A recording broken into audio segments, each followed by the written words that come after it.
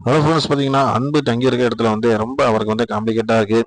அவரால் வந்து அங்கே வந்து இயல்பாகவே இருக்க முடியல. வசதியான வீட்டில் வந்து அவர் வாழ்ந்தவர் இங்கே லைன் வீட்டில் வந்து தண்ணிக்கும் சாப்பாட்டுக்கும் ரொம்ப சிரமப்படுறாரு. இது எல்லாமே வந்து கம்பெனி வீட்டாளுங்க பார்க்குறாங்க.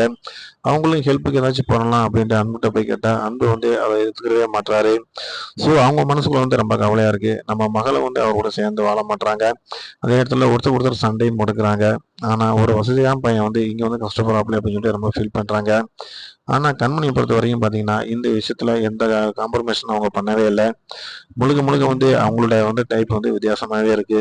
இவர் வந்து நம்மளுக்கு அதிகமான தொல்லை குடுக்குறாரு. இவர் ஏன் இங்க வந்தாரு? அப்படின்ற ஒரு கேள்வி மட்டும் தான் அவங்க மனசுல இருக்கு.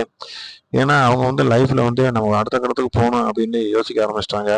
ஸோ, அன்புட்ட வந்து அவங்க பிரியமா இருக்கிறதுக்கான வாய்ப்புகளும், நேரமும் எல்லாமே இருக்கு. ஹோட்டல்ல வந்து பார்த்தீங்கன்னா, இன்னும் சொல்லப்போனா ஹோட்டலுக்குள்ள உள்ளவங்க எல்லாருமே வந்து அன்புக்கு வந்து சப்போர்ட் இல்லாம இருக்காங்க. எப்படியாச்சும் வந்து அன்பை வெளியேத்தி விடணும் அப்படிங்கிறதுலே முழு குறியா இருக்காங்க.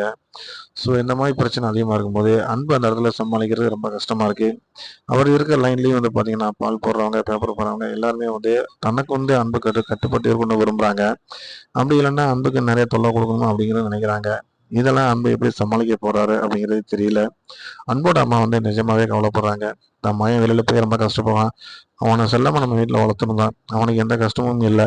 ஆனால் வெளி உலகத்துக்கு அவன் போய் பார்க்கும்போது கண்டிப்பா எல்லா விஷயத்துலையும் வந்து அவனுக்கு வந்து கஷ்டமா தான் இருக்கும். எப்படி இதை ஏத்துக்கிட்டு அவன் இருக்க போறானா அப்படின்ற அந்த ஃபீலிங் வந்து அவங்களால புரிஞ்சுக்கிற முடியுது. பத்தாததுக்கு வந்து கண்மணி கூட அன்பு இருக்கிறது அவங்களுக்கு முழுக்க முழுக்க தெரியாது. ஒருவேளை தெரிஞ்சிருந்தா கூட அந்த விஷயத்துல அவங்க சரியா இருந்திருப்பாங்க. ஸோ இந்த மாதிரி பிரச்சனை போயிட்டு இருக்கும்போது, இது எப்படி அன்பு சமாளிச்சு வராரு அப்படிங்கிறது தான் இன்னைக்கு ஒரு கேள்விக்குறியா இருக்கு. ஸோ பார்க்கலாம் என்ன நடக்குது அப்படின்ட்டு. கண்டிப்பா கண்மணி புரிஞ்சா தான் அன்பு அடுத்த கட்டத்துக்கு போக முடியும் அப்படிங்கிறது உண்மை.